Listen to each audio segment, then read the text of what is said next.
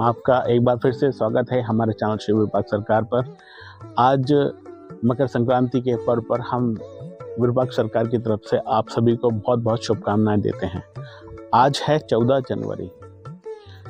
14 जनवरी को ही हर साल मकर संक्रांति हमारे देश में मनाया जाता है। कई लोगों ने ये पूछा, कुछ लोगों के सवाल थे, क्या इसकी डेट फिक्स क्यों है? मैं आपको बताना चाहूँगा कि मकर संक्रांति एकमात्र ऐसा त्यौहार है जो सूर्य के गोचर से के प्रभाव से अपने निश्चित तारीख को पड़ता है। भारत में अन्य सभी त्यौहार चंद्रमा के गोचर के ऊपर निर्भर करते हैं, इसलिए उनकी तिथियों में 15 दिन या 1 महीने आगे और पीछे होते हैं। लेकिन मकर संक्रांति हर वर्ष 14 या 15 जनवरी को निश्चित तौर पर आता है। 15 जनवरी को क्यों? क्योंकि 15 जनवरी जिस समय लीप ईयर होता है, उस समय उस वर्ष में 15 जनवरी को मकर संक्रांति का त्यौहार मनाया जाता है। मकर संक्रांति के त्यौहार को सूर्य का त्यौहार बोला जाता है। जब सूर्य धनु राशि से मकर राशि में प्रवेश करते हैं तो ये मकर संक्रांति का त्यौहार शुरू होता है। इसको उत्तरायण भी कहा जाता है। भौगोलिक दृष्टि से मकर रेखा से जब सूर्य उत्तर की तरफ गमन करते हैं, उत्तरगामी होते हैं, उत्तरायण होते हैं और धीमे धीमे ग्रीष्म ऋतु की तरफ बढ़ना शुरू करते हैं, वो जगह, वो पॉइंट मकर संक्रांति के तौर पर हम लोग मनाते हैं। मकर संक्रांति मूल रूप से किसानों का त्यौहार है। किसान अपनी अच्छी फसल के लिए ईश्वर का धन्यवाद देते हैं, ईश्वर को धन्यवाद प्रकट करते हैं, उनकी पूजा अर्चना करते हैं और उनसे आशीर्वाद लेते हैं कि ऐसी ही कृपा हमारे ऊपर हमेशा बनाए रखें। पोंगल इसका एक बड़ा उदाहरण है। पोंगल और लोहड़ी के तौर पे इसको पंजाब और साउथ इंडिया में मनाया जाता है। पोंगल में फसल कटने के बाद एक खाली जगह पर एक मिट्टी के बर्तन में खीर बनाई जाती है और खीर को पकाया जाता है, सूर्य को उसका नैवेद्य बताया जाता है और सभी लोगों में वो प्रसाद के तौर पे बांटी जाती है।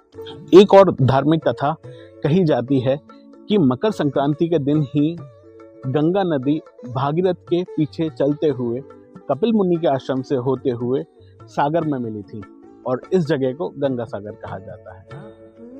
ये जो मकर संक्रांति है, ये पौष माघ में की शुरुआत है और खर मास का अंत है। खर मास 14 दिसंबर से शुरू होता है जो 14 जनवरी तक चलता है। खर मास के बारे में ये कहा जाता है कि इसमें कोई भी मंगलिक काम या धार्मिक कार्य नहीं किए जाते हैं, इसको अशुभ माना जाता है। अर्थात लोग इसके लिए इंतजार करते हैं कि खर मास खत्म हो। मकर संक्रांति की सुबह व्यक्ति अपने पास के तालाबों में, झीलों में पवित्र स्नान कर मंदिर में पूजा अर्चना करते हैं और उड़द दाल, चावल, खिचड़ी जिसको हम कहते हैं तिल, इसका दान देते हैं और उस दिन भोजन में भी इन्हीं चीज़ों को पकाया जाता है। आज से धार्मिक स्नान शुरू होता है और वो शिवरात्रि तक लगातार जारी रहता है। श्रीमद् भागवत गीता में भी हमें मकर संक्रांति का उल्लेख मिलता है। हुआ ये कि भीष्म पितामह को इच्छा मृत्यु का वरदान प्राप्त है। इसका मतलब ये था क्या भीष्म पितामह अपनी सिर्फ इच्छा से ही मृत्यु को प्राप्त कर सकते थे और युद्ध के दौरान जब अर्जुन के बाणों से विदित होकर भीष्म बाणों की सैया पर आए, उस समय सूर्य दक्षिणायन था और वह रात्रि काल में थे।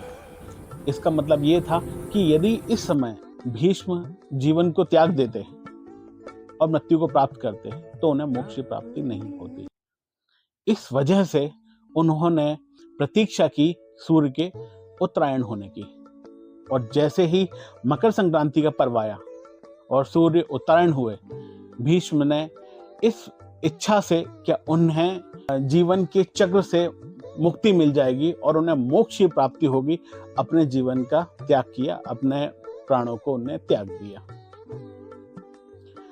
साथियों, मकर संक्रांति है, ये सिर्फ एक भौगोलिक घटना नहीं है। भारतीयों के जीवन में ये एक विशेष पर्व है जो हमारे खेतों से, खलिहानों से, जो हमारी आत्मा से, जो सूर्य के प्रकाश से जो हमारे ईश्वर की प्रति कृतज्ञता से जुड़ा हुआ है। हम लोग ईश्वर को धन्यवाद देते हैं कि वो ऐसे ही कृपा हमारे ऊपर बनाए रखें। मैं आज मकर संक्रांति के दिन विरूपाक्ष सरकार से ऐसी प्रार्थना करता हूँ कि वे आप सभी के ऊपर अपने आशीर्वाद बनाए रखें और आपको जीवन में आगे बढ़ने की प्रेरणा देते रहें और आपके जीवन मंगलमय हो। इस तरह की मैं प्रार्थना करता हूँ कि ईश्वर आपके ऊपर ऐसा आशीर्वाद बना कर रखें। ओम नमः शिवाय। एक बार फिर से आप सभी को विरूपाक्ष सरकार की ओर से मकर संक्रांति पर्व की हार्दिक हार्दिक शुभकामनाएं। ओम नमः शिवाय।